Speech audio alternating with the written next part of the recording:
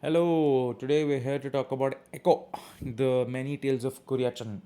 Malayalam movies, let's go. I have been told Malayalam cinemas are considered the best industry.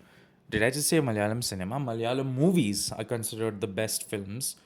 Um, but yeah, I unfortunately don't watch a lot of them because a lot of them are not as easily available. Echo was on Netflix, so I was like, okay, I might as well watch it.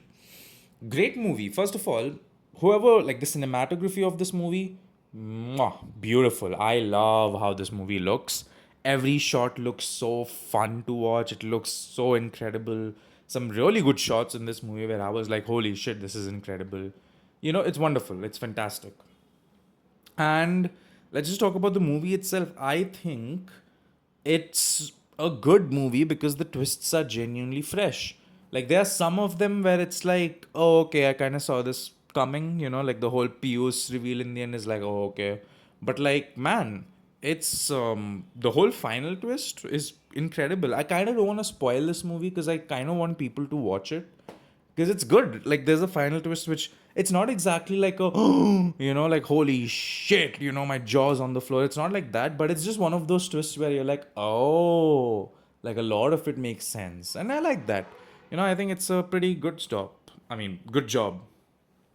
My only complaint, so I did think it was a great movie, don't get me wrong. My only complaint really is that the character of Pius really doesn't get fleshed out much, and it's a lot of, oh, we have to assume. And I hate when, like, I don't care if a filmmaker does that on purpose or it's unintentional, but people love to, like, come up with reasons like, oh, yeah, the reason they didn't do show this is because this is probably the most obvious thing. Like, with Pius, we know towards the end, okay, I'm getting into spoilers now.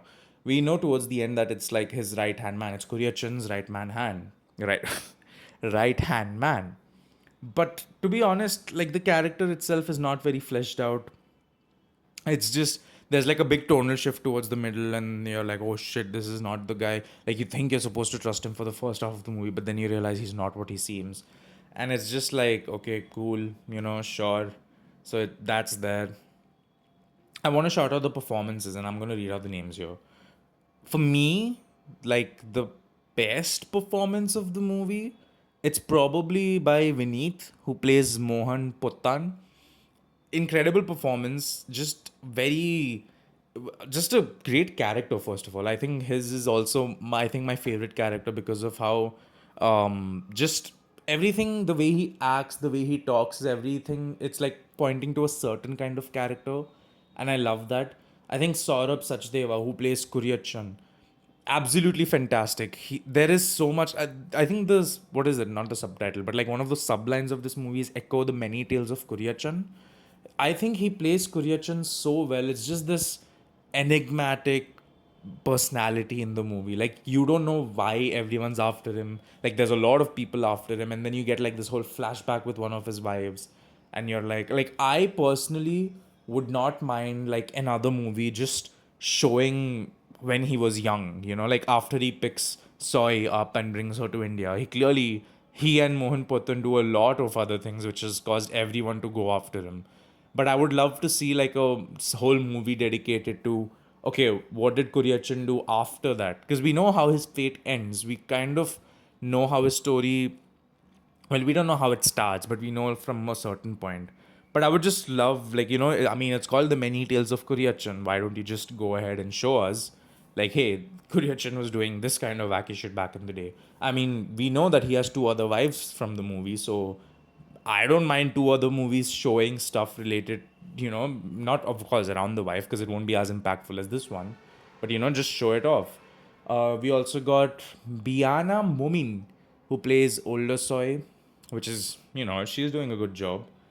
And yeah, overall, very engaging story. Like, I would say until the last 20 minutes, things don't really start playing out. Like, they really hold back, and it's done well. It's only a 2 hour movie, but my god, the movie feels like it's really long. I'm not sure whether that works for the advantage of the movie or not. In a way, I don't like it because how are you managing to make a 2 hour movie feel like a stretch? But also, I kind of enjoy it because you're like, it's not until the last half an hour where you really start to get answers and really stuff starts to all click in place. and it's pretty engaging, to be honest. Like the first 1.5 hour is very engaging. It doesn't feel like a drag at any point. So I do appreciate that. But again, I'm a bit debated on it. Me personally, I like the fact that nothing happens until the last 30 minutes, because it's not even like a slow burn. It's just layers upon layers of mystery.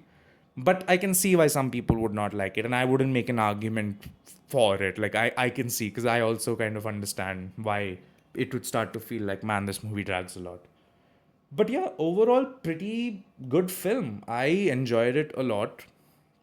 I enjoyed it so much I made my parents watch it, or at least my mom, because I was like, okay, you'll probably like this film, and she enjoyed it a lot. And yeah, I think overall it's a pretty good film. Anyway, that's gonna be it from me. If I had to give it a rating, I would say like 4 out of 5. Like genuinely, just a good film. Anyway, that's gonna be it from me. Don't forget to leave a like and subscribe, and I'll see you all in the next one.